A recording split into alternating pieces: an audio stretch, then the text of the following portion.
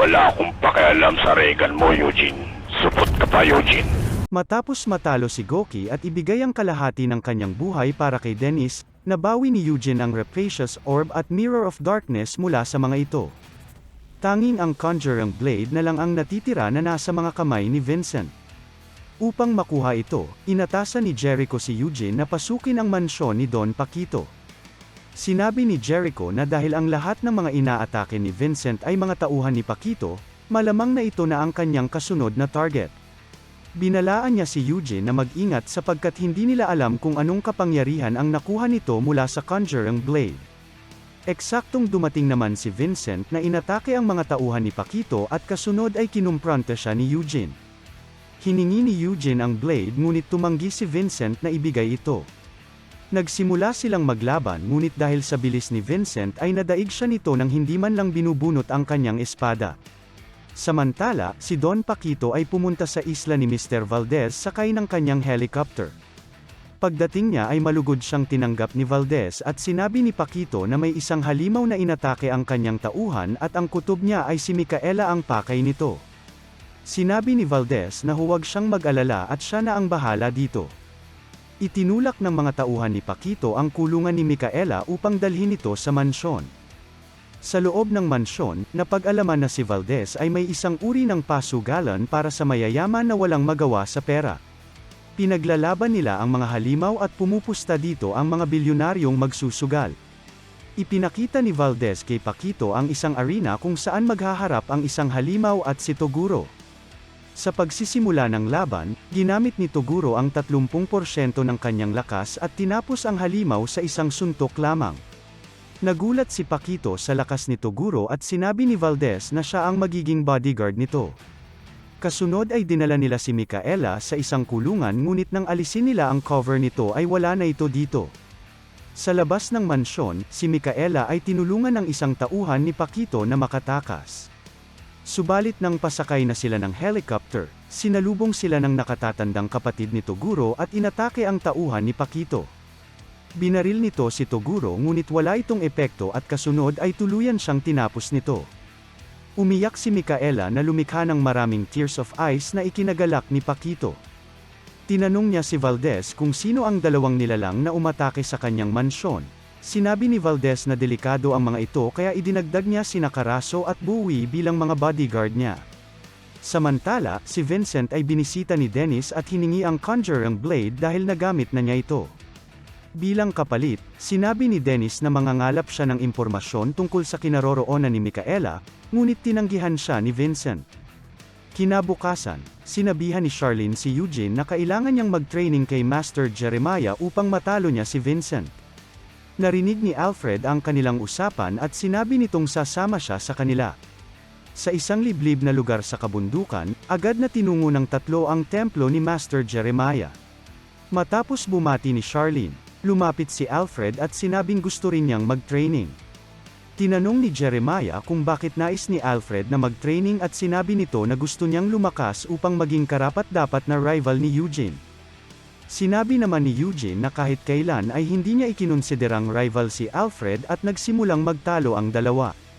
Nagalit si Jeremiah at sumigaw ito na nagpatalsik sa dalawa. Pagkatapos ay tumalikod ito at pinasunod ang dalawa upang simulan ang pagsasanay. Nagsimula ang kanilang training sa pamamagitan ng pag-focus ng enerhiya sa dulo ng daliri sa isang spike habang nakatiwarik. Hindi ito kinaya ni Eugene at tinanong niya kung para saan ba ang pagsasanay na ito. Sinabi ni Jeremiah na ang isang kagaya ni Eugene ay hindi ito maiintindihan at sinabing mararamdaman na lang niya ang epekto nito. Nagalit si Eugene at sinabing pumunta siya dito upang lumakas, kaya sinabihan siya ni Jeremiah na atikihin siya. Umatake si Eugene ngunit hindi ito tumama at madaling naiwasan ni Jeremiah ang mga atake nito. Sinabi pa nito na ang ganitong uri ng pakikipaglaban ni Eugene ay hindi uubra kay Vincent, kaya umatake ulit si Eugene na muling naiwasan ni Jeremiah at sinipa ito. Sa kasunod niyang pag-atake, nagawa niyang kopyahin ang teknik ni Jeremiah at napahanga niya ang matanda, ngunit sinabi nito na huwag siyang maging kampante at magsanay muna bago siya magreklamo. Lumabas si Eugene at nakita niya si Alfred na hinahampas ng kahoy na espada ang isang malaking bato. Sinabi ni Charlene na kailangang mahati ni Alfred ang batong iyon bilang kanyang training. Dumating si Jeremiah at sinabing kung hindi mag-iingat si Eugene ay malalampasan siya ni Alfred, at kasunod ay hinatak niya ito upang bumalik sa training. Samantala, sa ilalim ng napakalaking sinkhole, napag-alaman na mayroong laboratorio si Mr. Valdez kung saan gumagawa sila ng daan papunta sa mundo ng mga halimaw. Habang pinagmamasdan ni Toguro ang portal, tinanong siya ni Valdez kung sa palagay ba niya ay magtatagumpay ito. Sumagot ito na patuloy niyang tutulungan si Valdez upang mabuo ang portal dahil gusto niyang pumunta sa mundo ng mga halimaw sapagkat masyado na siyang malakas para sa mundo ng mga tao. Matapos ang 2 linggong pagsasanay, hindi pa rin makontrol ni Eugene ang kanyang espiritual na enerhiya. Tinanong siya ni Jeremiah kung ano ang dahilan niya kung bakit gusto niyang lumakas, at sinabi niya na gusto niyang talunin si Vincent. Sinabi ni Jeremiah na masyadong mababaw ang kanyang dahilan at dahil dito ay hindi niya matatalo si Vincent. Lumabas si Eugene upang manigarilyo at nakita niya si Alfred na patuloy pa rin sa paghampas sa malaking bato. Kahit duguan na ang kanyang mga kamay ay hindi pa rin sumusuko si Alfred na mahahati niya ang malaking bato. Naisip niya ang kanyang mga kaibigan na inatake ni Kirino at sinabi niya sa kanyang sarili na kung hindi niya kayang protektahan ang mga mahalaga sa kanya ay hindi siya tunay na lalaki. Muli siyang kumuha ng espada at determinadong hatiin ang bato. Nang paluin niya ito ay matagumpay niya itong nahati gamit ang kanyang spirit sword. Hindi makapaniwala si Alfred at nagbunyi siya sa kanyang pagtatagumpay. Matapos itong masaksihan ay muling bumalik si Eugene sa pagsasanay. Sa ika-20 araw ng kanilang training, matagumpay na na-master ni Eugene ang pagkontrol ng kanyang espiritual na enerhiya. Nakita ito ni Jeremiah at sinabing napabilib siya nito. Idinagdag niya na nakikita na niya ngayon ang determinasyon kay Eugene at sinabihan ito na pumunta sa labas. Dito ay ipinaliwanag niya kung para saan ang naging pagsasanay ni Eugene at sinabing ito ay para magawa niyang palakasin ang kanyang ray gun. Kasunod ay inutusan niya si Eugene na gamitin ang kanyang ray gun at sa pagkakataong ito, naging mas malaki at mas malakas ito. Ipinutok niya ito sa langit at tumagos ito sa mga ulap. Nakita ito ni Toguro na labis na natuwa na ikinagulat ng kanyang kapatid. Nang hapon ding iyon, naramdaman ni Jeremiah ang enerhiya ni Toguro. Pinuntahan niya si Eugene at sinabing may ibibigay ito sa kanya. Sinabihan niya ito na patuloy pa siyang magiging malakas ngunit darating ang panahon na makakatagpo siya ng nilalang na mas malakas sa kanya. Kapag dumating ang panahong iyon, kailangan niya itong tanggapin at ilagay ang pag-asa sa kasunod na henerasyon gaya ng ginawa ni Master Jeremiah. Idinagdag pa niya na ang pagsasakripisyo ng mga mahahalagang bagay o tao kapalit ng kapangyarihan ay hindi tunay na lakas, bagkus ito ay isang kahinaan. Nangako naman si Eugene na palagi niyang tatandaan ito habang siya'y nabubuhay. Kasunod ay inilabas ni Jeremiah ang kanyang Spirit Wave Orb at ibinigay ito kay Eugene. Pagkatapos ay sinabi nito na tapos na ang training ng dalawa at maaari na silang umalis sa kanyang templo. Bago umalis ang dalawa ay sinabi nila na babalik silang muli upang mag-training at kasunod ay tuluyang nang nagpaalam sa kanilang master. Nang gabing iyon, si Jeremiah ay nakaupo sa loob ng kanyang templo at tila may hinihintay. Bumukas ang pinto at pumasok sa loob si Toguro.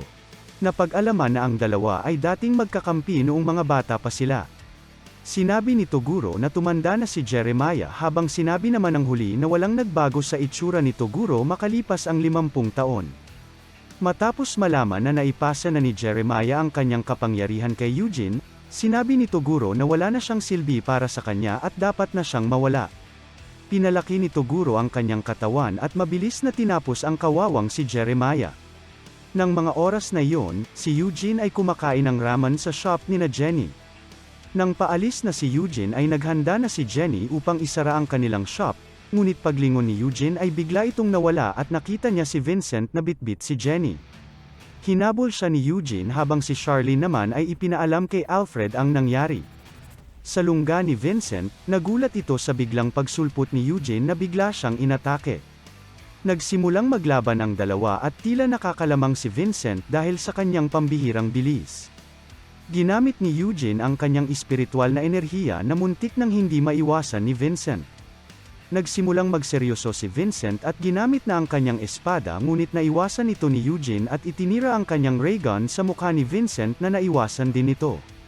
Sa muli nilang pagsasalpukan ay pinigilan sila ng rose whip ni Dennis na dumating upang uatin ang dalawa.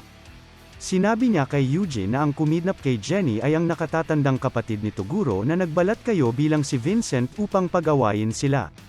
Napag-alaman din niya na ang kapatid ni Vincent na si Micaela ay kasalukuyang bihag ni Mr. Valdez at naroon ang mga ito sa Cabico Kuri Island na pag-aari nito. Napagtanto nila na kaya binihag si Jenny ay para papuntahin sila sa isla ni Valdez at napagdesisyonan nila na pumunta dito. Humingi ng tawad si Eugene kay Vincent at sinabing ililigtas nila ang kapatid niya. Nang papunta na sila sa pier, biglang sumulpot si Alfred at sinabing sasama siya sa kanila. Sinalubong sila ng isa sa mga tauhan ni Mr. Valdez at sinabing inaanyayahan sila nito sa kanyang isla at kasunod ay pinasakay sila sa isang barko.